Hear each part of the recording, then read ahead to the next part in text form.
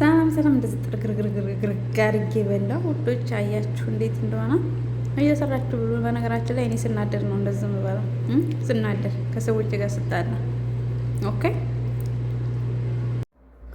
ሰላም ሰላም ውዶች፣ እንዴት ናችሁ? ሰላም ናችሁ? እዚህ ጋር ድንች እንቁላል ሰራ ነው በቲማቲም። እዚህ ጋር ድንቼን አደረግኩኝ።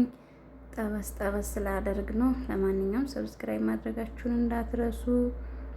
እዚህ ጋር ድንቼ ተጠበሰ፣ ሽንኩርት ተደረገ።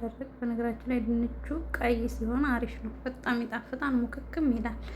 እና እዚህ ጋር ጠበስ ጠበስ አደረግኩኝ። ጋይስ እየጠበሳችሁ እየበላችሁ እሺ።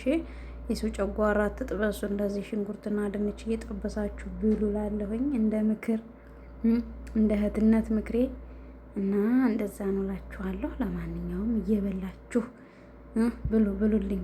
እዚህ ጋር ቲማቲም ተደረገ እና በሙያዬ በጣም የተገረሙ ሰዎች ስፖንሰር ካላደረግንሽ እያሉ እያስቸገሩኝ ነው ይህን ሰሞን። እንትላላችሁ እዚህ ጋር ግን ቀይ ሽንኩርቱ አረር ብላብኛል፣ ግን ሆን ብዬ ነው እላችኋለሁ። ችግር የለውም እሺ ውዶቼ።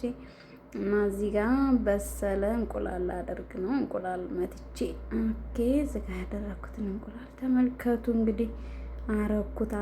አረኩት በሰለ። እና እዚህ ጋር ቅመም ያደረኩት ምንድነው? ቁንዶ በርበሬና ካሞን ማጅ፣ ጥንጥዬ ግማሽ ማጅ ማለት ነው።